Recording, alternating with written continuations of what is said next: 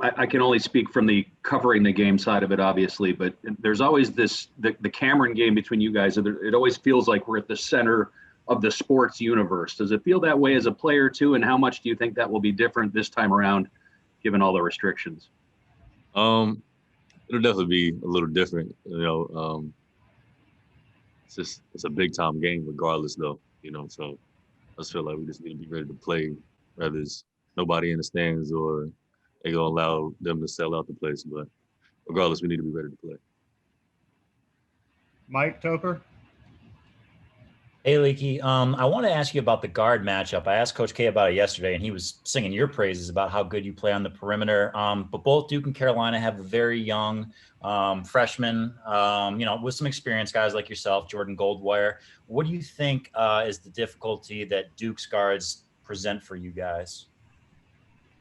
I just think their physicality right now. I feel like I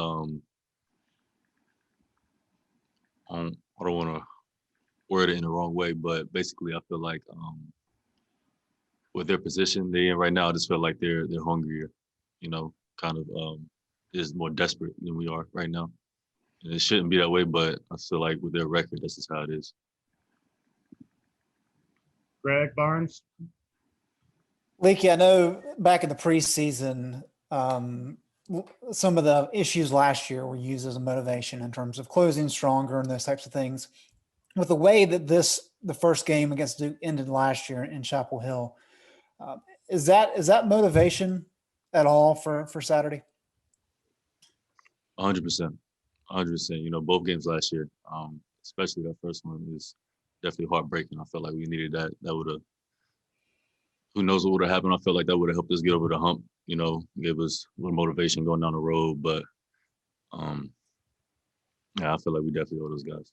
And is it something where you can explain to the younger guys kind of what this game means, whether they're fans there or not, or is that something they just have to experience? I feel like this is something you have to experience. There's nothing like it. The adrenaline. No one gets tired. Everything just goes out the window. You don't really.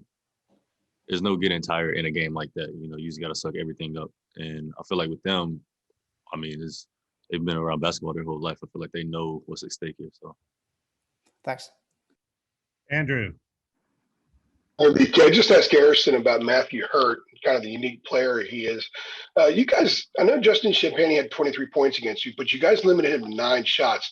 Is there a similarity in how you might approach Matthew Hurt with the way you guys defended Champagnie? What was the first name? I couldn't hear you. Well, I asked Garrison about how you guys have to deal with Matthew Hurt because he's such a unique player. You guys limited Justin Champagnie to 9 shots. I know he had 23 points, but he only had 9 shots. Is there going to be kind of a similar approach with Matthew Hurt, keeping the ball away from him, not allowing him to be as much a part of the offense? Right. I feel like, if a guy gets rolling, the easiest way to guard him is deny him the ball. So I feel like anybody's easier to guard without the ball. So I feel like Gia do a good job. I'm pretty sure Gia guard him. I think he would do a good job on him. Cool. Thank you. See ya. Leaky, you mentioned the rush of adrenaline when you play Duke in this matchup, but how much of that is generated, in past games? How much of that is generated by, the kids on campus telling you that you got to beat Duke leading up to the game? Once you're actually at the arena and just, the band and the music and the people, I'm trying to get a sense of how different this game will be from you guys, from your players' perspective. Like won't all that adrenaline and buzz just be gone? Do you think you can still kind of generate that same amount of excitement? Shoot, I hope we can. It's Duke. I want to come out this thing with a W, regardless if anybody's in the stands or not. But it's hard to explain. Like when I go back home and people ask me how it is playing against Duke and how it was playing in that game, it's hard to explain just because like the adrenaline is just like on another level. Like I really just don't even remember getting tired that game. Like it was just, I don't know, it's crazy. But I think, it's Duke. Everyone will be fired up regardless. We'll know, even if there's nobody in the stands, we'll know a lot of people's watching. So either way, it's a big time game. Ross Martin. Yeah, this kind of goes along with some of the previous questions, but as you grew up in North Carolina, Leaky, is it surreal that you're playing this game? I mean, do you ever step back and like, dang, I'm sorry. Is it ever surreal that you're actually playing this game? Yeah, for sure. It still doesn't feel real. The years are just going by so quick. But I definitely grew up just watching this game. When I was younger, I barely even watched basketball, but I always watched the Duke and Carolina games. So it's just for me and my buddies back home, like we always just talk junk about like who we thought would win. And now for me to be playing it, they text me and they still call me and like all the time. It's like, yo, it's just crazy to see you on TV playing against them. But it's definitely it's a weird feeling, but I feel like we'll be ready to go. Vashti Hurt. Hi, Leaky. Speaking of talking junk, Armando talked about how, he's been going up against Matt Hurt since they were in middle school. I know your teammates, you were high school teammates with Wendell Moore.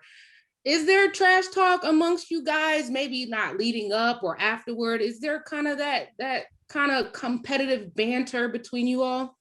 Of course. From being from the same city, is the city's divided right now with whose side they're on. And Wendell, he don't really do too much talking, but I feel like his little fan base back home does it for him though.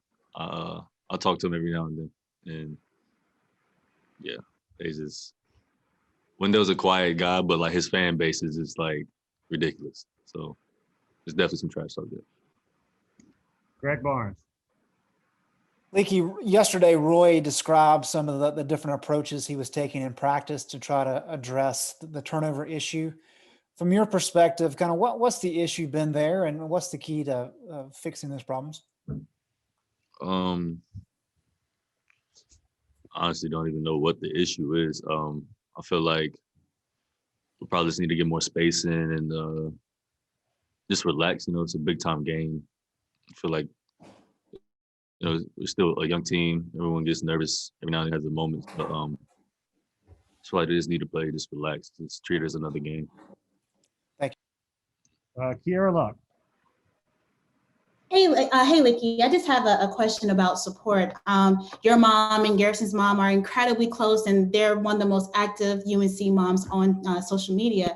How important has it been for you guys to, have that family support at games? Because they're, amongst the only people who can be there. So how important has their role played this season for you guys? I feel like it's been huge, just getting their energy at home, I feel like that reflects our home record, so just seeing like a familiar face of the crowd, even though there's not that many people there, just gives you another reason to go that much harder. So I definitely love having them there.